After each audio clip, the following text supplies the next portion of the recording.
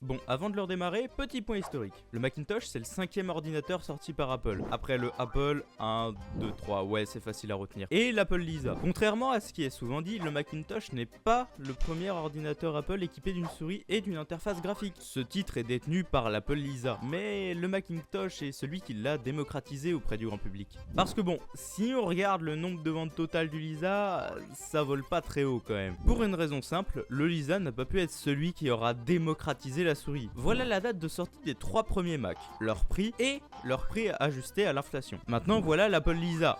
Ouais, le prix a de quoi décourager. Imaginez acheter un PC à 27 000 $. Ça fait environ 24 000 € au moment où j'écris ces lignes. Et maintenant, on rajoute le Macintosh, et là, le prix est tout de suite plus raisonnable. N'empêche, déjà à l'époque, Apple faisait pas forcément un nombre de ventes dingue, sauf pour l'Apple II, mais augmentait vachement ses prix à chaque sortie de produit. Donc le beau petit Mac que vous voyez là, je l'ai acheté la bagatelle de 50 €. Ce qui est un bon prix, vous allez voir. Et d'ailleurs, c'est le Mac que j'ai acheté le plus cher jusqu'ici. Donc j'ai pas eu que le Mac pour 50 €, faut s'en douter. J'ai aussi eu ça, donc c'est le contrat de licence, c'est juste du papier officiel de l'époque. Et il y a une page, je sais pas si elle est juste arrachée. Non, elle a pas l'air d'être arrachée, elle est plutôt bien. Et donc elle est en plus dans le manuel. Mis à part ça, j'ai des trucs bien plus intéressants. Genre là, j'ai un petit sachet, bon il est pas en très bon état mais on s'en fout. Avec, entre autres, des disquettes. Alors là, c'est des disquettes d'install de macOS 7 du coup, parce qu'il y a 7 dessus j'imagine. Bon, je suis peut-être pas l'homme le plus intelligent, mais je pense que c'est ça. Donc on a 1, 2, 3, 4 disquettes. Et là on a une disquette pour les polices d'écriture, une pour l'imprimante, une pour utilitaire 1, je ne sais pas ce que c'est, et utilitaire 2. Ça doit être des petites applications qui sont pas directement dans les disquettes d'install, mais qu'on peut installer. Donc ça c'est pas mal. J'ai aussi un autocollant officiel Apple de l'époque. Et ça c'est beau mesdames et messieurs. J'ai Claris Work guide d'installation. Je sais pas ce que c'est, mais c'est un guide d'installation visiblement. Ouais, ça doit être un truc que j'ai pas, ou une disquette qui est cachée dans le reste. J'ai Découvrir Apple, donc c'est un espèce de calepin avec, je sais pas, des espèces de trucs où Apple il t'explique tout ce qu'ils font, tout ce que c'est Apple j'imagine, parce qu'à l'époque c'était pas non plus l'entreprise la plus connue du monde, même si c'était déjà pas mal. Alors là on a Système 7+, je sais pas ce que c'est peut-être pour faire une mise à jour du système, intéressant. Encore de la paperasse, donc là c'est Système 7 Tune-up, ah d'accord, ça permet une meilleure gestion de la mémoire, une impression plus rapide, ouais donc c'est une espèce de mise à jour en fait. Encore un License Agreement, on avait déjà un tout à l'heure, bon pourquoi pas. Encore Claris Work, un énorme calepin, hop, référence de Macintosh. J'imagine que ça explique comment utiliser un Mac, j'ai bien l'impression, très très bien. Ah, encore des disquettes, alors c'est pourquoi cette fois. Wow, il y a plein de feuilles avec Stylewriter, liste du contenu, ok, j'imagine que c'est pour Stylewriter, un truc comme ça. Veuillez lire le contrat de licence se trouvant dans le livret ci-joint avant de briser ce sceau. J'ai l'impression que ça n'a jamais été brisé le seau. Ça m'a l'air en très bon état pour avoir déjà été ouvert. Très intéressant. Bon, c'est un truc pour les imprimantes, donc ce qu'on va faire c'est qu'on va pas l'ouvrir parce que j'ai une imprimante Apple mais je sais pas si elle fonctionne. Et très honnêtement je ne pense pas qu'elle fonctionne et puis j'ai pas les câbles. Et finalement nous avons premier contact, donc ça va expliquer comment brancher j'imagine le Mac. Et, mais c'est ça, ça a l'air d'être ça, ça explique un peu comment brancher le Mac, etc., etc. Nous, ça ne nous intéresse pas tellement, mais c'est cool d'avoir de la paperasse d'époque. En plus, j'ai une étiquette Apple, je l'utiliserai pas, mais dans l'idée je l'ai, c'est cool. Et puis surtout, j'ai toutes les disquettes, et ça, c'est pas mal. Bon, j'ai tout rangé, sauf les disquettes, je sens qu'on va en avoir besoin. Bon, mis à part tout ça, là nous avons un câble de clavier, la souris, et le clavier est dans un état, mes amis, un état, il est impeccable, il a même pas jauni. D'ailleurs ouais, c'est ça qu'on pourra remarquer, c'est que c'est beige, hein, évidemment c'est beige gris, mais ça c'est parce que c'est la couleur de base, ça n'a pas jauni. Quand on regarde comme ça, l'ordinateur non plus il a pas jauni, et ça c'est beau, et ça j'aime bien, voilà. Ah oui, aussi j'ai oublié, mais j'ai aussi le câble d'alimentation. Je sais pas si c'est celui d'origine, mais il est de la même couleur, donc on va dire que c'est pas grave. Ouais, y a pas le logo Apple, en tout cas je le trouve pas, donc je sais pas si c'est un officiel, mais je pense que non honnêtement. Enfin bref, c'est pas grave. Donc le Macintosh, il y en a eu 5 versions. La toute première version, la version originale, c'est le Macintosh 128K. Il a été suivi par le 512K, ensuite on a eu le Macintosh Plus, le Macintosh SE et le Macintosh classique. Et si je vous dis tout ça, c'est non seulement pour un point historique, mais aussi parce que le Macintosh que vous voyez là, ce n'est pas l'original, c'est le Macintosh classique. Donc la différence globalement, c'est pas tant la tête qu'il a ou son affichage, mais c'est ses caractéristiques. Par exemple, il a un meilleur processeur, il a un peu plus de RAM intégré à la base, ça reste juste une différence interne. Sur l'idée, les 5 n'ont pas de différence dans l'apparence. Enfin, sauf le SE, mais qui a un petit truc à l'intérieur. C'est-à-dire que sur le SE, moulé dans la coque, il y a la signature de tous ceux qui ont participé à la confection du Macintosh. Donc par exemple, on a Steve Wozniak, Steve Jobs, etc. Mais moi j'ai le classique, du coup j'ai pas ça. Mais c'est cool quand On même. va dès à présent brancher ce Macintosh, ainsi que ses accessoires évidemment. Bon, c'est un peu compliqué de cadrer parce que l'écran est pas très grand, mais on fait au mieux. Bon, je vous ai déjà montré l'espèce d'interrupteur qu'il y a derrière pour l'allumer, donc c'est parti. On a un bon bruit quand même. C'est le disque qui gratte et sûrement la bobine qui s'allume aussi. Ok, on a quelque chose quand ça démarre. Ah, c'est pas mal. Ok, sur l'écran, c'est pas très beau ce que vous voyez, j'avoue. Mais en même temps, je peux pas faire mieux. Le logiciel système 7.0.1 nécessite plus de mémoire pour être utilisé. Le problème doit venir de la RAM là-dedans. Donc je vais essayer de l'ouvrir et a priori c'est un problème assez récurrent. Donc il faut retirer la RAM et la remettre. Et si ça fonctionne toujours pas, essayez par exemple de nettoyer un peu, par exemple à l'alcool isopropylique, les petites pattes de la RAM, enfin les connecteurs plutôt. Bon allez, je vais essayer de l'ouvrir. Je vous laisse deviner qu'il n'avait pas de tournevis en Torx 15. Bah j'ai racheté et j'ai acheté un kit de tournevis à 32 €. Oui, ça fait mal. Donc abonnez-vous pour me soutenir, hein, ça m'aura coûté 80 € cette histoire en globalité. Hein.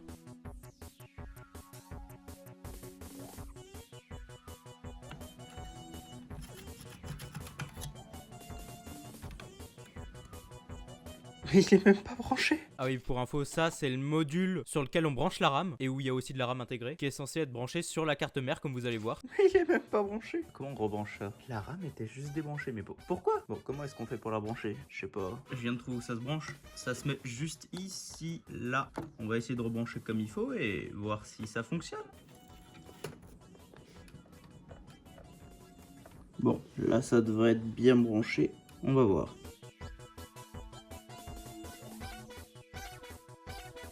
Ouais. Let's go. Ouais. Impossible d'ouvrir. Configurateur alias, origine. Impossible, je m'en fous, c'est pas grave. Hard drive. Ouais, il y a plein de trucs installés. Cool. On va pouvoir tester. J'aime bien comme il y a marqué Word 5 avec 2 points d'exclamation là. D'accord, donc quand on éteint un Mac là, ils nous disent qu'on peut l'éteindre. Genre, faut appuyer sur le bouton à la fin. C'est marrant. Mais d'ailleurs, je vous ai pas encore parlé de l'histoire de la souris sur le Mac. Alors, dans les années fin 70, Steve Jobs, riche de son succès avec l'Apple II, souhaite développer le futur de l'informatique. C'est à ce moment qu'il entend parler d'un centre de recherche appartenant au géant de l'imprimante Xerox. Ce centre, le Palo Alto Research Center de Xerox ou Xerox PARC, a réussi à développer des technologies très en avance sur leur temps. Steve Jobs, contre des actions Apple à prix réduit, arrive à obtenir une visite au sein du Xerox PARC. C'est lors de cette visite que Steve Jobs et plusieurs ingénieurs d'Apple ont l'occasion d'assister à une démonstration du Xerox Alto, premier ordinateur doté d'une interface graphique et d'une souris. Par ailleurs, Jobs dira plus tard, ils avaient inventé l'avenir de l'informatique et ils n'en avaient même pas conscience. Xerox ne développa jamais cette technologie pour le grand public, ses dirigeants ne voyant même pas l'intérêt de telle chose. Apple s'en inspira, si on veut pas dire voler, pour créer une interface conviviale et poser les bases de l'informatique actuelle dans ses ordinateurs Lisa et Macintosh. Allons découvrir un peu ce qu'il y a sur ce Mac. Alors, d'accord, oui, c'est vrai, il faut rester appuyé. À propos de ce Mac, enfin à propos de votre Macintosh, c'est marqué. Alors, nous avons en tout 4 MO de RAM, donc c'est pas rien quand même, hein, attention, c'est de la grande qualité. Mémoire disponible 3 MO environ. Ok, donc c'est intéressant. Déjà, on a, je crois, le maximum de RAM pour ce PC, il me semble. Donc, ce qu'on va faire, c'est regarder un peu les programmes qui sont dessus. Par contre, la souris est très lente, ça, par contre, c'est pas très pratique, mais c'est pas grave. Alors, on va ouvrir Simple Text. Bon, c'est l'intitulé, hein, Simple Text, simple texte, voilà, c'est pas compliqué. Ne pas enregistrer. Donc c'est assez intéressant hein, parce que du coup là c'était la première fois que les gens dans le grand public pouvaient se familiariser avec, fallait vraiment faire des trucs logiques. Bon alors dans ce fichier système on a pas mal de trucs, j'ai pas forcément envie de tout ouvrir. On va aller ouvrir dossier sans titre, tiens. Dossier sans titre c'est un dossier qui a été fait par un utilisateur je pense. Ah, y a rien dedans. Extension global fax file, bon j'ai pas de fax, on va pas essayer de tester. Impression en attente, ouverture au démarrage, préférence, tableau de bord, pas forcément des trucs qui nous intéressent. De notre côté, on va ouvrir Word 5 avec ses 2 points d'exclamation, il est choqué. Alors, Microsoft Word, c'est très long à ouvrir.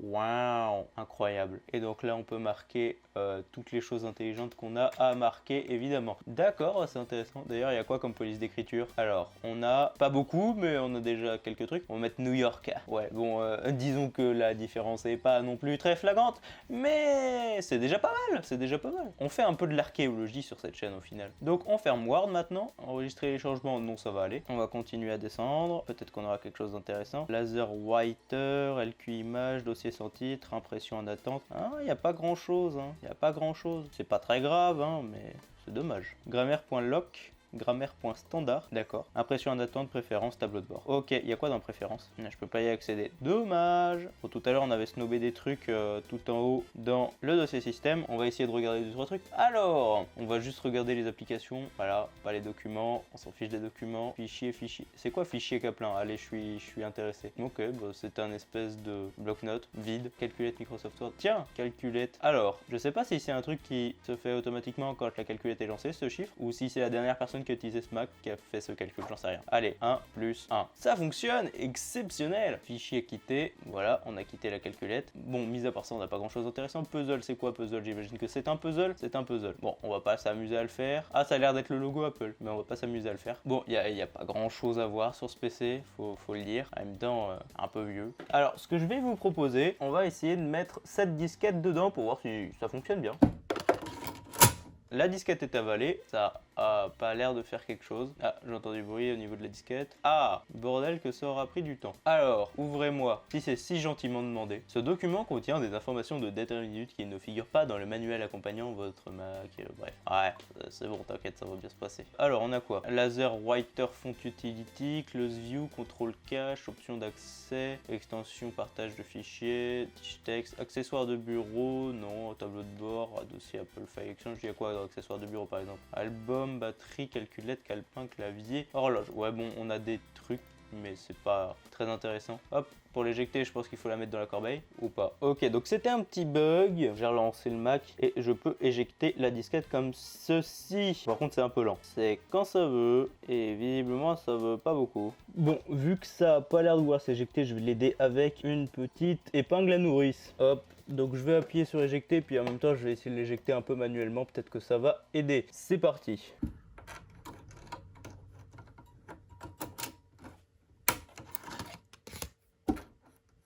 Voilà, c'était un peu plus simple à éjecter, probablement que le mécanisme n'est pas dans un super état. On va mettre l'utilitaire 2 pour tester du coup. Paf. Par contre, il se fait bouffer vachement vite. Ah oui, mais pour lui, l'utilitaire 1, il est toujours là. Ouais, bon. Dans la disquette utilitaire 2, on a installation SC Apple, SOS 10 et dossier système. Et dossier système, on a 2-3 trucs, mais c'est pas très intéressant, j'avoue. C'est quoi installation SC Apple? Ça pique ma curiosité. Ok, je sais pas à quoi ça sert, j'ai peur, donc je ne vais pas l'installer. J'ai pas envie de tout casser. On sait jamais, on sait jamais. Bon, on ferme ça. Tiens, dans la corbeille, on a Word Temp 1. Je sais pas ce que c'est, on s'en fout un peu. Bon, pour l'exemple, j'ai mis une autre disquette, on va essayer de l'éjecter.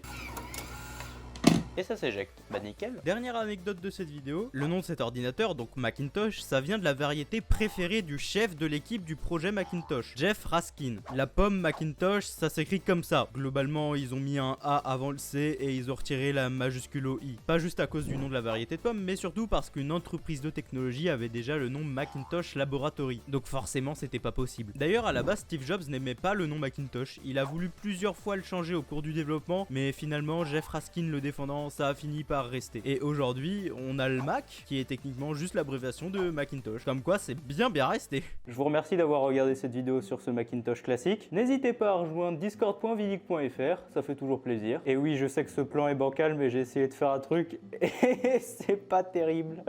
C'est vraiment pas terrible. Et surtout, merci aux donateurs. Vos noms s'affichent tout de suite sur l'écran.